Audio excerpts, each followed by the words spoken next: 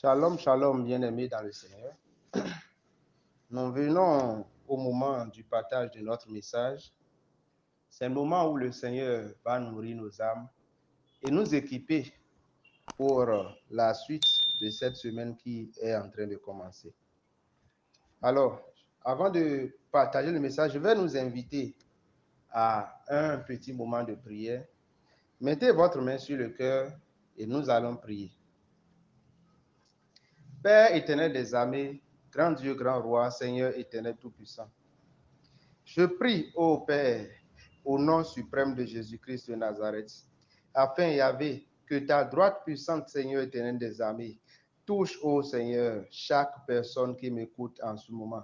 Père, que les cœurs soient disposés, ô éternel des armées, afin que la semence de ta parole, Père, puisse, ô éternel des armées, s'enraciner et y porter fruit en abondance, Seigneur, au nom suprême de Jésus-Christ de Nazareth.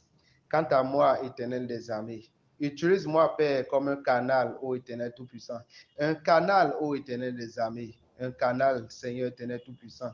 Et par moi, Seigneur, que ta parole soit dispensée avec efficacité, ô Père, et que ta droite puissante, la puissance de la résurrection, Seigneur, puisse toucher les vies, transformer les vies, ô éternel des armées, et opérer, Père, des signes et des prodiges, selon, Père, le besoin de chacun, au nom suprême de Jésus-Christ de Nazareth. Amen, amen, amen.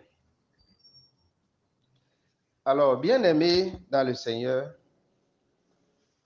imagine que tu es accusé d'un crime, passible de mort par pendaison, et qu'il n'y a aucune issue. Le jugement est prononcé et il ne reste que l'exécution de la sentence. Mais fortuitement, un frère t'annonce qu'il existe un avocat à la cour qui peut prendre ta place sur le bois de la pendaison, ou du moins a déjà été pendu à ta place. Mais tout ce que tu as à faire, c'est de payer le prix de ses services pour échapper à cette mort certaine. Que ferais-tu? Toi et moi savons que le riche ou le pauvre donnerait tout ce qu'il faut pour échapper à cette mort certaine. Jésus-Christ nous dit en effet dans Jean 5, verset 24, « En vérité, je vous le dis, celui qui écoute ma parole et qui croit à celui qui m'a envoyé a la vie éternelle et ne vient point en jugement, mais il est passé de la mort à la vie. » Écoute la parole de Jésus-Christ et crois en Dieu.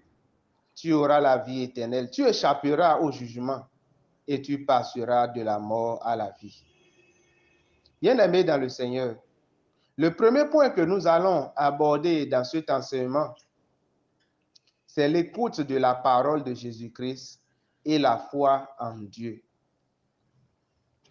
Chers auditeurs et auditrices, écouter veut dire, dans un premier sens, s'appliquer à entendre, prêter son attention à des bruits ou des paroles. Et dans un deuxième sens, ça veut dire recevoir, accepter. C'est une définition proposée par le dictionnaire Le Robert. Autrement dit, écouter la parole de Jésus-Christ et croire en Dieu veut tout simplement dire s'appliquer à entendre, prêter son attention à la parole, à la recevoir et à l'accepter. La recevoir et à l'accepter. En d'autres termes, tu dois être animé par la soif de la connaissance de la parole de Dieu. Faire de cette parole ta vérité, même si tout démontre le contraire autour de toi. En effet, plusieurs personnes passent leur temps à l'église. Il y a beaucoup d'autres, même qui sont nés dans l'église. Cependant, la parole de Dieu est pour eux rien d'autre qu'un rituel religieux. Un rituel religieux. C'est-à-dire, on va à l'église, on écoute le prêtre, le pasteur, l'apôtre ou le prophète parler et enseigner, entre griffes, comme d'habitude. Et après avoir accompli cette, entre griffes, routine religieuse, on continue sa vie comme si de rien n'était. Mais ça ne devrait pas être ainsi, bien-aimé.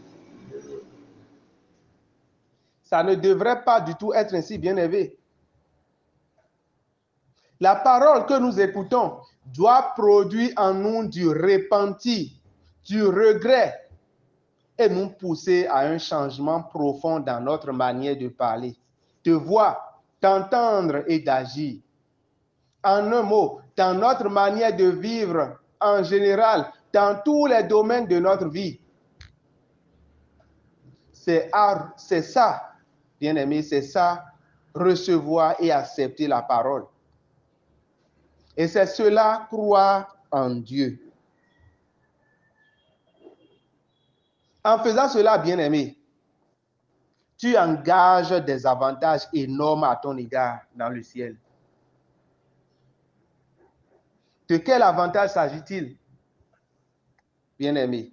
Cette question nous conduit à notre deuxième point de l'enseignement, l'avantage de la vie éternelle. L'avantage de la vie éternelle. Bien-aimé, la plupart d'entre nous, quand nous entendons la vie éternelle, nous pensons directement à une vie après notre mort corporelle. Bien que cette manière de voir soit vraie, la vie éternelle veut dire, en termes plus clairs, tout simplement la vie avec Dieu.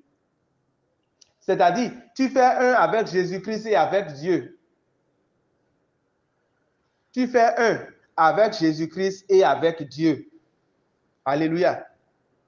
C'est ainsi qu'il dit dans Jean 17, verset 8, puis le verset 22 à 23, je cite, « Car je leur ai donné les paroles que tu m'as données. Et ils les ont reçues. Ils ont vraiment connu que je suis sorti de toi. Et ils ont cru que tu m'as envoyé. Je leur ai donné la gloire que tu m'as donnée, afin qu'ils soient comme nous sommes un. Moi en eux et toi en moi. Afin qu'ils soient parfaitement un et que le monde connaisse que tu m'as envoyé et que tu les as aimés comme tu m'as aimé. » Bien-aimés, est-ce que vous avez écouté ce passage? C'est une prière que Jésus-Christ a faite. Il a adressé envers son Père, qui est notre Père, son Dieu, qui est notre Dieu. Et dans ce passage, il dit qu'il veut que nous soyons un, que tous ceux qui croient en lui, qui est appelé du nom chrétien, que eux tous soient un, que lui, il sera en nous, pendant que son Père sera en lui. Et en effet, nous allons en effet former un, bien-aimé. C'est la prière que Jésus-Christ a faite. Et c'est ça, avoir la vie éternelle, bien-aimé. La vie éternelle, c'est la vie avec Dieu. C'est que tu as Dieu en toi, tu as Dieu avec toi. C'est ça la vie éternelle. Et ça continue, comme c'est une vie éternelle, même après ta mort, tu demeures dans cette vie-là. C'est ça la vie éternelle. Bien-aimé, si tu fais un avec Jésus-Christ et avec Dieu, qu'est-ce qui te ferait encore peur? Est-ce les condamnations de l'accusateur? Celui qui t'accuserait, ne serait-il pas en train d'accuser Dieu et Jésus-Christ en même temps? Est-ce qu'il ne serait pas en train d'accuser Dieu? Puisque Dieu est en Jésus-Christ et Jésus-Christ est en toi. Tu fais un avec Dieu. Et devant qui veut-il t'accuser? N'est-ce pas devant Dieu? Et ce Dieu devant qui il veut t'accuser est en même temps ton avocat. Dis-moi comment est-ce qu'il peut t'accuser, bien-aimé? Comment peut-il accuser et condamner Jésus-Christ en qui il n'y a point de péché? C'est une chose impossible, bien-aimé. Et c'est alors que Christ dit dans Jean 14, verset 30, le prince du monde vient, il n'a rien en moi, il n'a rien en moi. Bien-aimé, l'accusateur, nous avons déjà vu dans un épisode passé de la série, nous avons déjà vu que l'accusateur, il nous accuse quand nous tombons dans le péché et il nous condamne. Il nous condamne et le salaire du péché, c'est la mort. Quand il te condamne, c'est que la mort doit venir. Et quand la mort doit venir, ses agents lui préparent le terrain. Et ce sont ces agents, la maladie. Ce sont ces agents, la famine, la maladie. C'est que tu tombes, tu as une maladie aujourd'hui, demain tu as une autre. Tu as une autre après demain, tu as une autre le jour qui suit, ainsi de suite. Et tout ton argent va dans la maladie. Et ça ouvre en effet la porte à la famine. La famine, c'est que ton argent ne te suffit jamais. Tu travailles, mais ça ne marche, tu ne gagnes rien. Ou tu gagnes là, tu ne sais pas ce que tu as réalisé avec. Bien-aimé, tout ça, c'est du ressort de l'accusateur. Nous avons vu comment il a fait avec Job, et Job a perdu toute sa richesse. Comme il y a certains qui ont chuté dans leur vie, ils ont perdu toute leur richesse. Tout ce qu'ils ont travaillé pendant des années, ils ont perdu en un clin d'œil. Il y a d'autres, ils travaillent, ils gagnent un bon salaire, mais subitement, il perd son emploi et il est dans la galère depuis des années. Tout ça, c'est l'œuvre de l'accusateur. Et l'accusateur arrive quand nous lui ouvrons les portes, en ignorant la parole de Dieu, en négligeant la parole de Dieu. Quand nous vivons comme un religieux au lieu de vivre comme un chrétien, nous allons à l'église pour la forme. Et quand on nous demande, nous nous présentons aussi comme chrétiens. Mais dans le fond, peut-être que Christ même ne nous connaît pas. Parce qu'il a dit que si quelqu'un aime sa parole, si quelqu'un entend et applique sa parole, c'est là que son Père va aimer la personne. Lui aussi va aimer la personne. Et les deux viendront à lui. Et c'est en ce moment que tu as la vie éternelle, c'est-à-dire la vie avec Dieu. Et quand tu as la vie avec Dieu, eh bien, c'est impossible que l'accusateur puisse t'accuser. C'est là que cet accusateur ne peut plus t'accuser. Parce que Christ là qui vit en toi, le prince du monde n'a rien en lui. Il n'a rien en lui. Donc, il ne peut pas trouver d'argument pour l'accuser. C'est impossible. Il ne peut pas trouver d'argument pour l'accuser. Mais avant que Christ n'arrive en toi, il faut que tu reçoives sa parole, que tu l'acceptes. Tu reçois sa parole, que tu acceptes. Si sa parole dit on ne vole pas, même si tu as une opportunité de voler, tu ne voles pas. Si sa parole dit de ne pas forniquer, même si tu as l'opportunité en or de forniquer, tu ne forniques pas. Si sa parole dit de ne pas tuer, si tu as une opportunité en or, tu ne tues pas. Voilà, tout simplement. Tu reçois sa parole et tu acceptes la parole. Même si cette parole est contraire à ton éducation, c'est contraire à ce que tu as vécu dans ta vie jusqu'à aujourd'hui, c'est contraire à ce que ton père t'a appris dans votre coutume, c'est contraire à ce que tu as appris à l'école là. Tu reçois sa parole et tu acceptes sa parole. Sa parole, c'est la seule vérité valable pour toi. Et c'est ainsi, bien-aimé, que tu reçois la vie éternelle, c'est-à-dire la vie avec Dieu. La vie avec Dieu. Ne pensez pas que la vie éternelle, c'est juste mourir et aller voir Dieu au ciel. Non, la vie éternelle, c'est la vie avec Dieu, bien-aimé. Et la vie avec Dieu peut commencer sur la terre. Ça peut commencer sur la terre. Maintenant que tu es sur la terre, tu as la vie avec Dieu. Et c'est ça d'ailleurs qui te justifie, qui fait en sorte que l'ennemi te regarde et au lieu de te voir, il voit Jésus en qui il n'a rien. Et quand il voit Jésus en qui il n'a rien, il n'a rien contre toi pour t'accuser, bien-aimé. C'est ainsi que nous irons en effet sur le troisième point de cet enseignement. Tu échappes au jugement, tu passes de la mort à la vie. Bien-aimé, quand tu écoutes la parole de Jésus-Christ et que tu crois en Dieu, cela produit de la repentie en toi, te donne de devenir un fils de Dieu, un avec Dieu. Tu deviens un avec Dieu. Il devient alors impossible à l'accusateur de te passer en jugement. Jean-Baptiste dit dans Matthieu 3, versets 7 à 9, race de vipères, qui vous a appris à fuir la colère à venir. Produisez donc du fruit digne de la repentance et ne prétendez pas te dire en vous-même, nous avons Abraham pour père, car je vous déclare que de ces pierres-ci, Dieu peut susciter des enfants à Abraham. Alléluia. Bien-aimé, ce n'est donc pas parce que ton père est pasteur, que ton mari est pasteur, parce que tu es né dans un foyer pieux, ou parce que tu vas religieusement à l'église, parce que tu reçois la parole, mais parce que tu reçois la parole et que tu l'acceptes en te repentant de tes mauvaises voies. Tu reçois la parole et tu l'acceptes en te repentant de tes mauvaises voies. C'est ainsi, bien-aimé, que tu pourras en effet échapper au jugement à venir. Tu pourras en effet échapper au jugement à venir. Il a dit que tu échapperas au jugement. Il a dit quoi? Que tu échapperas au jugement. Bien-aimé. Bien-aimé. Il dit, tu auras la vie éternelle et tu ne viens point en jugement. Pour échapper au jugement à venir, il faut se repentir.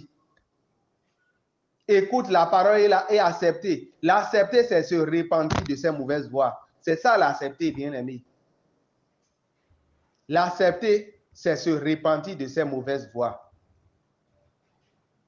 Vous voyez, ce passage que je viens de lire, Matthieu 3, verset 7 à 9, ce passage-là, Jean-Baptiste parlait aux Israélites. Voilà un peuple qui a appartenu à Dieu, qui a eu d'alliance avec Dieu. Et Dieu a fait alliance avec leur père Abraham. Et ils sont sous la couverture de leur père. Et Jean-Baptiste est en train de leur dire, ne vous contentez pas de dire que mon père a une alliance avec Dieu. Ne vous contentez pas de dire que mon père c'est Abraham. C'est une manière de dire, ne te contente pas de dire que mon pasteur est bon. Ou bien j'ai un pasteur. Ou bien mon mari est pasteur. Ou bien mon père est pasteur. Ou bien mon frère, mon cousin est prêtre. Tout ça là, ça n'a aucun sens. Le peuple qui a l'alliance d'origine avec Dieu, Dieu a dit Jean-Baptiste a dit à ce peuple de ne pas se contenter à cela, que Dieu peut susciter des enfants à Abraham à partir des pierres, tout simplement à partir des pierres. Et c'est ce qui s'est passé. C'est ce qui s'est passé. Aujourd'hui, nous avons le salut. Dieu fait de nous des enfants à Abraham. Son peuple, son propre peuple, qui est Israël, est là-bas. Ils n'ont pas reconnu Jésus. Certes, ils ont accompli la parole en le crucifiant, mais ils ne l'ont pas reconnu. Et Dieu a étendu le salut jusqu'aux extrémités de la terre. Il fait de nous aujourd'hui des fils d'Abraham par Jésus-Christ. Et je pense que c'est ça la prophétie que Jean-Baptiste a donnée. Car je vous déclare que ces pierres-ci, Dieu peut susciter des enfants à Abraham. Et alors, nous qui n'étions que des pierres, aujourd'hui, Dieu fait de nous des fils d'Abraham par Jésus-Christ de Nazareth. Alors, ce n'est pas juste une affaire de contentement. On se contente de se proclamer appartenir à telle église, de se proclamer appartenir à telle congrégation, de se proclamer appartenir ou être sous la couverture d'un tel père spirituel. Ce n'est pas ça la clé, chers amis. Bien-aimés, ce n'est pas ça la clé. La clé, c'est de recevoir la parole du Seigneur Jésus-Christ et de l'accepter. Et l'accepter, c'est abandonner ses mauvaises voies. L'accepter, c'est abandonner ses mauvaises voies. Si tu étais habitué à voler, tu abandonnes le vol. Si tu étais habitué à être paresseux, tu abandonnes la paresse quand la parole va te dire de travailler. Si tu étais habitué à ne pas payer ta dîme, tu abandonnes ça, tu commences à payer ta dîme, comme l'indique la parole. Si tu étais habitué à faire les bagarres, tu commences à faire la paix autour de toi, comme l'a indiqué la parole. Si tu étais habitué à être querelleuse, tu cherches les petits problèmes. Et la petite bête Tu cherches la petite bête. Hein? Et tu as toujours des problèmes avec ceux qui t'entourent. Quand la parole te dit d'être un homme de paix, tu deviens un homme de paix. Bien-aimé. Quand tu étais habitué à garder la rancune pendant des mois, des heures, pendant des mois, pendant des années, pendant des décennies, tu es habitué à cela. Bien-aimé, quand la parole te dit pardonne, tu pardonnes. Tu pardonnes et tu laisses. C'est ça qui va faire en sorte que Christ va te reconnaître comme quelqu'un qui a reçu et a accepté sa parole. Et quand tu acceptes sa parole, Christ fait un avec sa parole. Quand tu acceptes sa parole, eh bien, tu commences par accepter. C'est en effet que tu as commencé par accepter Dieu. Dieu commence par être formé en toi. Et tu auras la vie avec Dieu, bien-aimé. C'est aussi simple que ça. Quand tu as la vie avec Dieu, il n'y a plus de condamnation pour toi qui est en Christ Jésus. En marchant ainsi, Dieu Jésus-Christ se fusionne à toi et devient ton avocat personnel. Plus de condamnation pour toi, car tu portes les fruits de la repentance et Dieu est désormais un avec toi. Dieu est désormais un avec toi.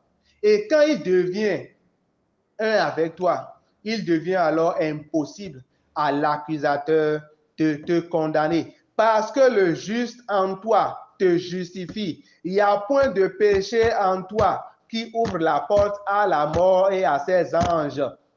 C'est ainsi que la Bible dit dans Romains 8, versets 1 et 2. Romains 8, versets 1 et 2. Il dit, je cite, « Il n'y a donc maintenant aucune condamnation pour ceux qui sont en Jésus-Christ. En effet, la loi de l'esprit de vie en Jésus-Christ m'a affranchi de la loi du péché et de la mort. » L'accusateur ne peut plus voir de péché en toi et te livrer à la mort. Et je vous l'ai déjà dit, quand on dit la mort, ce n'est pas quand on te met dans le cercueil, bien-aimé. La mort commence quand il y a inactivité, quand il y a manque de vie, inactivité totale. Tout ce que tu prends meurt, rien ne marche dans ta vie. Ta santé meurt, tu es malade, tes activités meurent, ton affaire tombe, ta société est fermée. Tu as un emploi, ça ne marche plus, ça tombe et on te renvoie. Tu es désormais inactif, chômeur. Tout ça, c'est l'œuvre de la mort, bien-aimé. La mort, c'est l'inactivité, manque de vie, manque de vitalité. Tout est annulé. Il n'y a plus rien qui marche dans ta vie. C'est ça la mort. Là où on finit dans le cercueil, là, ça c'est une finalité, bien-aimé. Ça c'est une finalité. Quand tu as la vie, les choses marchent dans ta vie. Quand tu as la vie, bien-aimé, les choses marchent dans ta vie. Les choses marchent. Jésus a dit qu'il est venu pour que ces brebis aient la vie et qu'il soit dans l'abondance. Et qu'il soit dans l'abondance. Il n'est pas venu pour que tu sois dans la galère, bien-aimé, ou que tu sois encore esclave de la mort. Il est venu t'affranchir. Il est venu t'affranchir. Il est venu t'affranchir, bien-aimé. Il est venu t'affranchir, bien-aimé. J'entends souvent un adage qui dit que le chrétien souffre, que les chrétiens, là, quand on est chrétien, on ne prospère pas. C'est faux. Bien-aimé, la galère, c'est pour ceux qui ne sont pas chrétiens. En temps normal, la galère, c'est pour ceux qui ne sont pas chrétiens. Il faut que les chrétiens prennent conscience des vérités de leur Dieu. Il faut que les chrétiens prennent conscience des vérités de leur Dieu. La galère, ce n'est pas pour toi. La maladie, ce n'est pas pour toi. C'est pour ceux qui sont sous le poids du jugement. Mais toi, tu es affranchi du jugement. Tu ne peux pas vivre définitivement dans la pauvreté, définitivement dans la galère, définitivement dans la maladie, jusqu'à mourir. On n'a pas vu le fruit du salut dans ta vie, bien-aimé. Et si le fruit du salut ne se manifeste pas de ton vivant, je ne sais pas ce qu'il adviendra quand tu serais mort, bien-aimé. Alléluia. Il faut, Seigneur, que chacun d'entre nous puisse voir clair dans cette parole. Seigneur, touche les cœurs. Bien-aimé, bien-aimé, prends conscience de cela. En tant qu'enfant de Dieu, en tant qu'enfant de Dieu, justifié par Jésus-Christ de Nazareth, bien-aimé, c'est à toi d'être riche et immensement riche, et à l'impie d'être pauvre et immensement pauvre. C'est normalement à toi, bien-aimé, d'être dans la santé, dans le bonheur, dans l'élévation, dans le succès. Même s'il y aura des tribulations, quand même, bien-aimé, tu ne seras pas comme celui qui a été maudit. Parce que la malédiction, ça apporte la peste, c'est la maladie. La famine, c'est la pauvreté. Ça apporte l'épée, c'est la guerre. Et toi, tu n'es pas sous le joug de la malédiction. Tu es sous le joug de la justice de Christ qui t'est imputée par grâce. Et tu es avec l'esprit de vie. Prends conscience de cela et commence à refuter une certaine situation dans ta vie. Et ainsi, tu ne seras plus objet des accusations de l'accusateur, bien-aimé. Tu dois réprimander l'accusateur et dire que tu as été justifié par Christ. Mais pour avoir la conviction de cette justice, eh bien, il faut accepter. Il faut recevoir la parole de Christ là et l'accepter. C'est ta vérité. Quand ça devient ta vérité, eh bien, l'accusateur n'a plus le droit sur ta vie. Et la mort n'a plus le droit sur ta vie. Bien-aimé, ce que Dieu veut de toi ce jour, c'est que tu puisses être désormais quelqu'un qui reçoit la parole de Dieu et qui l'accepte comme ta vérité dans chaque circonstance de ta vie. Il veut que tu puisses intégralement faire confiance à cette parole en vue d'être justifié par celle-ci. Tu triompheras ainsi de l'accusateur, car la justice de Dieu, Dieu et toi, ne feraient désormais que un. L'accusateur, bien-aimé, a détruit plusieurs personnes sur la terre par la mort. Les affaires qui sont tombées, l'emploi perdu, la maladie, les échecs répétés, le rejet, tout ce qui peut être l'œuvre de l'accusateur. Cependant, l'écoute de la parole de Jésus-Christ et la foi en Dieu t'amènent à triompher intégralement de l'accusateur et être affranchi de toutes ces condamnations concernant ta vie. Écoute la parole de Jésus-Christ et crois en Dieu. Tu auras la vie éternelle. Tu échapperas au jugement et tu passeras de la mort à la vie. Commence donc, bien-aimé, là où tu es, à rendre grâce à Dieu pour cette parole. Dis-lui merci, dis-lui merci. Prie, prie, prie, prie là où tu es, bien-aimé. Commence à lui rendre grâce pour cette parole que nous avons partagée, pour cette parole qui t'a franchi du joug de l'accusateur, qui t'a franchi du joug de la mort et qui fait de toi quelqu'un qui vit réellement, qui initie des projets qui réussissent, quelqu'un qui vit réellement, qui initie des projets et ces projets réussissent, qui entreprend de nouvelles choses et ça marche, qui initie l'achat de parcelles qui réussit à acheter, quelqu'un qui désormais ne suit plus les échecs de façon répétée. Quelqu'un qui échappe à la maladie. Cette parole t'apporte toutes ces choses, bien-aimé. Commence à rendre grâce à l'Éternel. Dis-lui merci pour sa grâce. Dis-lui merci pour avoir rendu cela possible. L'accusateur a accusé Job et il ne pouvait pas s'en sortir. Job avait subi. Il a été justifié par les coups que l'accusateur lui a portés. Et dans la foulée, il a perdu sa première famille. Il a perdu ses premiers troupeaux. Il a tout perdu. Il a fallu que l'Éternel le justifie pour qu'il récupère tout, le double. Mais bien-aimé dans le Seigneur, toi, tu n'as plus besoin de recevoir, de subir les coups de l'accusateur. Tu ne payes pas le prix toi-même pour être justifié, mais tout simplement, tu reçois la parole de Jésus-Christ et tu l'acceptes dans ta vie. Et Jésus-Christ lui-même t'impute sa justice par sa grâce, parce qu'il a déjà été condamné à ta place. Bien-aimé dans le Seigneur, dis merci à l'Éternel d'avoir rendu cela possible. Tu n'es plus comme Job, bien-aimé, mais toi, tu es une autre personne. Une personne qui a un avocat à la cour céleste, qui a Jésus-Christ de Nazareth à la cour céleste pour te défendre, pour crier sur l'accusateur que Satan, que l'Éternel te réprimande, Satan. Oui, pour te défendre devant l'Éternel, tu as un avocat qui est là, prêt à habiter en toi. Il suffit que tu reçoives sa parole et que tu acceptes sa parole comme ta vérité. Et bien, tu commenceras par avoir la vie avec Dieu. Dis-lui merci pour cette grâce. Dis-lui merci où que tu te trouves maintenant. Au nom suprême de Jésus-Christ de Nazareth. Amen, amen, amen. Bien-aimé dans le Seigneur, tu as écouté cet enseignement jusqu'ici. Et tu t'es dit, il faut que je reçoive la parole de Dieu. Oui, la parole de Dieu, Jésus-Christ de Nazareth. Il faut que je le reçoive dans ma vie. Il faut que je reçoive le salut qui vient de Dieu. Il faut que j'accepte cet avocat dans ma vie. Bien-aimé, si tu es là et tu te dis cela, lève ta main, je vais prier avec toi. Tu vas dire après moi, bien-aimé, tu dis, Seigneur Jésus, j'ai écouté ta parole. Ça m'a touché. Et je veux l'accepter, Seigneur. Oui. Je l'accepte dans ma vie. Oui, Seigneur Jésus. Je t'accepte dans ma vie comme mon Seigneur et mon Sauveur.